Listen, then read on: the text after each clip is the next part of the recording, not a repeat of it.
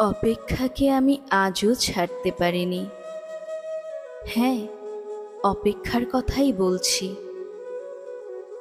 ভালোবাসার রক্তিম ধারালো স্নিগ্ধ ছোঁয়ায় এ হৃদয় থেকে এক এক করে ছেড়ে গেছে সব লোভ, হিংসা, ক্রোধ, অহংকার, স্বার্থপরতা, সব কিছু। কিন্তু অপেক্ষা অপেক্ষা আমাকে আজও ছেড়ে যেতে পারেনি। আমি ভালোবাসার জন্য সব কিছু ছেড়েছি, শুধু অপেক্ষা ছাড়া। অপেক্ষাকে আমি আজও হৃদয়ের গহীনতম অংশে অবরুদ্ধ করে বেঁচে আছি। অনেকেই বলে অপেক্ষা হচ্ছে শুদ্ধতম ভালোবাসার প্রকাশ। ভালোবাসতে সবাই পারে, কিন্তু সবাই প্রিয়তমার জন্য অপেক্ষা করতে পারে না। আসলেই কি তাই? জানি না তো, হবে হয়তো।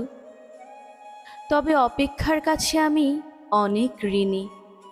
প্রিয়তমার জন্য অপেক্ষা আমাকে পাখির মতো সহজ হতে শিখিয়েছে, শিশুর মতো অনাবিল হতে শিখিয়েছে, আকাশের মতো বিশাল হতে শিখিয়েছে, ফুলের মতো স্নিগ্ধ সুন্দর হতে শিখিয়েছে।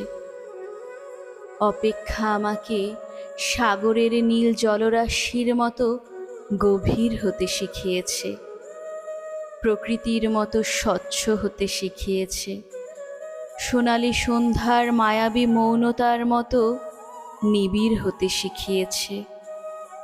শেষ পর্যন্ত অপেক্ষা আমাকে কবিতার মায়াবী অনিন্দ্য ভুবনের কাছে নিয়ে গেছে।